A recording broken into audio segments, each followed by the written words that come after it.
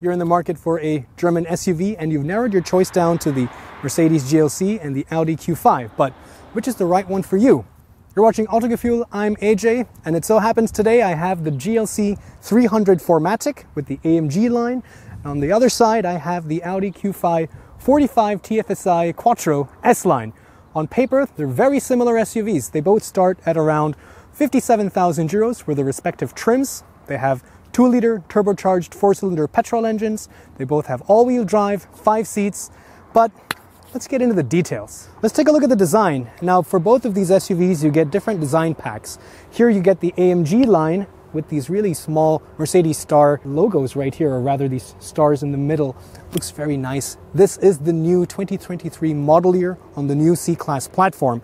A lot of options on both of these test cars. For example, this gets the optional digital lights, the LED with the projectors. On the other side with the Q5, very smart looking design, the traditional Audi grille in the front. Even though the GLC is all new for 2023, the silhouette is very familiar. But that isn't to say that it's not beautiful. I think Mercedes, with their classic design, it's all about smooth lines and sophistication. Different wheel options are available starting at 19 inches, like the one you see here. This is AMG line, but also has this aerodynamic design. I also like the floorboard. The Q5, on the other hand, while very similar, seems a little bit more compact lengthwise. And these are actually much larger wheels. These are 21 inch and they definitely look a lot more sporty, fill the wheel arches really nicely, and still give you a little bit of sidewall for that extra added comfort. Talking about the rear design of the GLC, I do like the spoiler. I like this horizontal black insert here. The tail lamps are also nice and horizontal. What I don't like so much, for example, are these completely fake cosmetic exhaust tips. But I'm so used to this now. It's been around for such a long time. It's old news. Are you guys making your peace with it? Are you accepting it? Put it down in the comments below. But at least it does redeem itself with this diffuser here on the rear. If you take a closer look, you can notice that the indicator lights on the GLC are not cascading.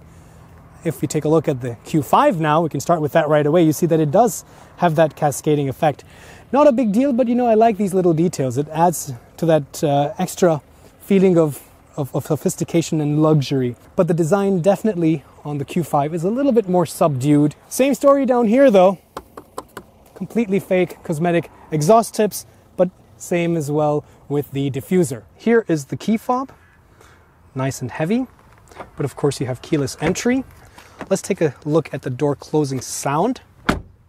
Really robust, no shimmies or shakes with the latch and the clamp here. Neither did the rear door shimmy or shake or rattle, so really robust build quality. And now let's talk about the main difference between these two SUVs, their interior. Take a quick look at this red leather right here on the door.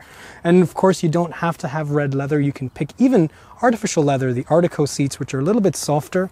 And in fact, you can even get those Artico seats with cooling function. But nice soft materials up there. Slightly harder materials down here. Definitely a lot more exciting interior. You can either love it or hate it. But I think objectively, if you ignore the color of the seat, this is definitely a lot more intricate in its design. Let's take a quick look inside.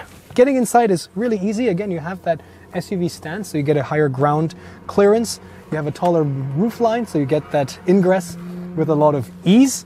And first impression is, wow. If the Audi Q5 interior is like a well-tailored suit that a German businessman would wear, the GLC interior is like a Met Gala red carpet gown. It's very evocative, very sensual. The steering wheel can also be adjusted for reek and rage, and in this case we also have it adjustable electronically. And I am 5'8" or about 1.7 meters, thereabout, and I have plenty of headroom. Here we have the key fob for the Q5, also with keyless entry. There we go. The door, I think, sounded pretty good. I didn't see or hear any shimmies or shakes between the two doors, so very robust. And now you can really see that stark contrast between these two SUVs and their interiors. That isn't to say, however, that this is not well built. The materials are still very nice up here on the top. This is a nice, interesting inlay. You have this kind of suede-like material here. Nice padding. And good to see there's actual physical controllers. A lot more traditionally designed, I would say. With this being the S Line, you have the S Line seats, which have the Dynamica microfiber insert along with animal leather. Very comfortable, a lot of adjustment even for the steering column in terms of reach and rake. Plenty of headroom for me at my height, and yeah, definitely doesn't feel cramped in here. Cockpit overview. Well, let's test materials. Very soft on the top, but this inlay here seems a bit hollow if I tap it, and so does this. So a little bit points deduction there, but you know what? I like this. This is very functional. As you can see, we have actual physical buttons and knobs. So when you're driving, you don't have to take your eyes off the road.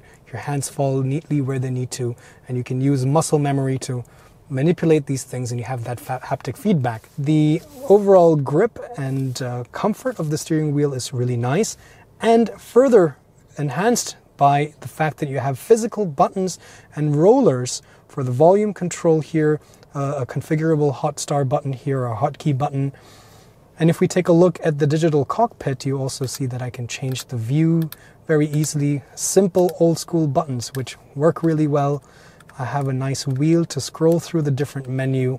And by the way, we can already take a look at this right here, the long-term memory. So I've been testing both of these cars for the past few days, and both have been returning very similar mileage. So again, very similar in terms of the engine power and drivetrain and their efficiency as well, because of the similar weight. I would say reasonably you can expect it to be around 8.7 to 9 liters for 100 kilometers, depending on your driving style. This also has a head-up display, a very big contrast to the screen on the GLC. This is more horizontal, and up here significantly higher. I also like this screen though. It works really well. It has a nice clicking sound when you click on it. The color scheme is a little bit darker. You have different options for the car settings, including the Audi Drive Select, and you have different options for the driving profile, including an individually customizable physical knobs to control the air conditioning, seat heating, because these don't have seat cooling in this particular seat version. And you have also toggle switches here, so if you even touch them, you see what option this is for. This is for which vents. Gear selector, electronic parking brake, and down here you have the sliding armrest, which we can raise. So let's talk about the design, since that's definitely the pièce de résistance here in the GLC. Nice wood texture inlay up here. Seems very solid, so if I were to tap this, I don't get a very hollow sound. Flanked by these aluminum or chrome kind of accents along with these stripes. Generally, very lovely design, kind of like a cascading waterfall. Further heightened by the ambient lighting that's everywhere inside the car, especially in the front, even inside these air vents. And the funny thing is, if you change the temperature from hot to cold, it becomes blue, and if it's cold to hot, it becomes red momentarily. So getting a good grip. The paddle shifters also fall really easily to hand. And yes, you have capacitive buttons to control these things, but I think, they have done the best they can, because first of all, these are on separate spokes, so it's easier to just feel which one you need to go to. And then because they also have these little ridges and indentations, it's also a little bit easy to feel which button you need to press. And they do actually have a click function, so when you press the button, for example, it does also do the same function as tapping it. So you have that option to press to get that more tactile haptic feedback. The instruments are also completely digital, so a lot of functionality and a lot of customization options. I can have a sport display, I can have, for example, the off-road display, or even just have a full navigation map here. This car also comes equipped with the head-up display as well. The head-up display is also much better than the Q5. The colors are vivid. Actually, the real estate, so the area that it's covering, is also quite large. You have a nice map for the navigation, and in general, definitely my pick over the two. The tech in the GLC is definitely new age as compared to the Q5. For example, you have this really large touchscreen here. The bad news is that, for example, the climate control is completely controlled in the touchscreen. At least it stays always present here, so you don't have to open a separate menu. You can go into more details, but it's always down here. Close that with this button here. Below the center armrest is further storage, along with a little tray and a couple more USB-C The rear door is actually quite long, so the length of the GLC kind of has been increased a little bit with this new generation. In my seating position, for my height, again 5'8", there's definitely no lack of room inside. I have enough space to slide my feet underneath because I have put my seat a little bit higher. And for taller people who have to sit behind tall people, so Thomas behind Thomas, for example, it does get a bit tight. The scooped out back of the seat does help quite a bit, and it's definitely better than before. Headroom is, I think, definitely sufficient even if you're taller. Nice panoramic sunroof in this case, which also lets in a lot of light. It's very sunny today, so I've kept that closed. Let's take a look at the rear of the Q5. I would say, even though this might not be as long, the entry into the rear row seems a little bit wider, which is useful if you have to put in child seats. You even have a slight variation. You can have the rear seat a little bit more upright, or you can also recline it a little bit, so a little bit more flexibility. Space-wise, this is, I would say, pretty much the same as the GLC for my size at 5'8", sitting behind myself. The GLC is a little bit bigger, so let's see if that translates to a lot of space on the interior of the trunk. This is 620 liters of boot space. This is definitely more than the Audi Q5. It's very rectangular. With the air suspension, this also lowers itself, and there's also switches to tumble the rear seats. Things are a little bit different on the Q5. First of all, you have this it was very funny when I saw this for the first time, and it still remains a bit funny that you have this blank space here on either side when you open the Q5, and that does definitely impede into the loading area that you have here, because it does take up a little bit of the width. That being said, this is definitely not what you would call impractical. This is still 520 liters of boot space. You have very flat and low loading area. You have these manual switches here, and as you can tell, they don't tumble all the way down. You got to go back and click them down here. Both of these SUVs are also very similar under the hood. They both have 2-liter turbocharged 4-cylinder petrol engines with mild hybrid technology, 4-wheel drive and automatic transmissions. They're both also about 4.7 meters long and weigh an identical 1.8 tons. Both of these actually get air suspension, so adaptive air suspension comes on both of these cars. The unique thing about the GLC, which is really interesting, is that it gets rear axle steering. The GLC, let's see. First of all, let's talk about the comfort now, since Mercedes is really all about that comfort. With the air suspension, you would expect that this has that very typical Mercedes, like in the E-Class or the S-Class, that wafting hovercraft, magic carpet ride, call it what you will, feeling. And the truth is, you don't really see that right away. It does feel soft. I think that's the best word to describe it. It does feel very soft, but it doesn't just glide over everything and level the SUV. But that being said, if I go to the sport mode, it actually does tighten up. The change between comfort and sport is quite significant. The drivetrain feels a lot more responsive. The steering feels like it's just been dialed in tighter. And that rear axle steering honestly makes such a big difference. Sure, you might not really need it in a car of this size. So the Q5, trust me, it works fine without it. But it's that added benefit which is very noticeable. And you will end up using that to your benefit. Like, I've been parking this car in front of my house, and if it was a very narrow street, I usually have to parallel park, and then in the morning when I come out, the guy in front and the guy in the back have left me no space. I would have had to do like a 10-point turn going back and forth. But with this, I find that I can just back it up a little bit with this great 3D view and then just swing the car out. It's really fantastic. Whereas on the highway at higher speeds, it turns in parallel, so in the same direction as the front wheels, thereby elongating the wheelbase, making the car feel a lot more planted and less jittery. The assistance systems also come to the forte here, because the traffic sign recognition system I've found works really well. The controls for that, we were speaking about the haptic buttons here, are actually not bad. I like the system because you have two separate spokes, so I'm not trying to fiddle around with just a couple buttons that are supposed to do many functions. No, I have a dedicated arm right here for the assistance systems, and I have a dedicated button to turn between the limiter or the speed, the adaptive cruise control, the distance. So there are individual functions. All right, so now the Q5. How does it compare, and which is the right one for you? First impressions are that the Q5 feels a lot more car-like to drive than the GLC did. Very interesting. So the air suspension here feels a lot more composed. Sure, it's not as soft as the GLC was, as the Mercedes, but it still doesn't have harshness to it, so it does take away the sharpness and from undulations and bumps on the street. And it's not as wafty or as supple as the Mercedes, but it definitely lends a much better composure to the Q5 than the suspension does for the Mercedes, the one that it has. The steering as well, although I don't really like this ridge too much, feels a lot more connected, even in the comfort mode.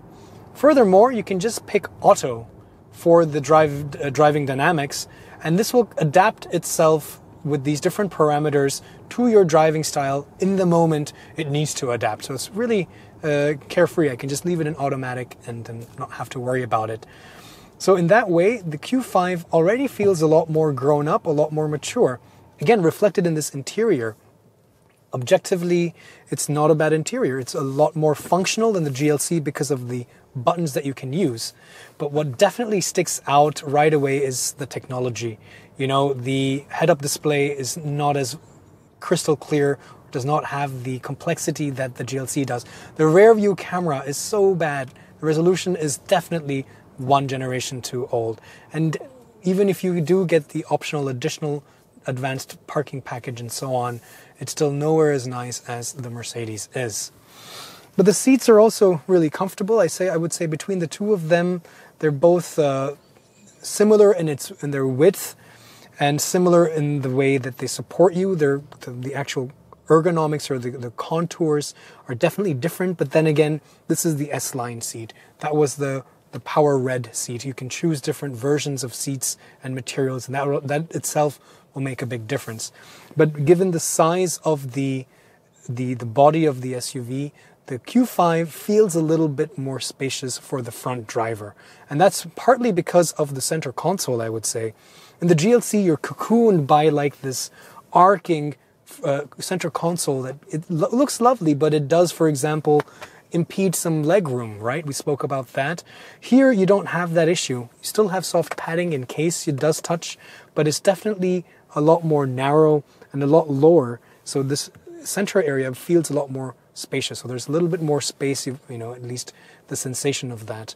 You can also get a panoramic sunroof for the Q5, and that will further enhance the feeling of space inside. So let's talk about some of the assistance systems. Now, to control that, you have, again, a little bit old-fashioned stock, which is a very familiar stock to me in this family of Audi and Volkswagen and so on. And you can set it, and now that I've been spoiled with the new stuff in the GLC, I would say this stock is not as easy to use. Sure, I think it's not, the problem isn't that you have to kind of reach down with your pinky, or once you get used to it, you can do it quite quickly.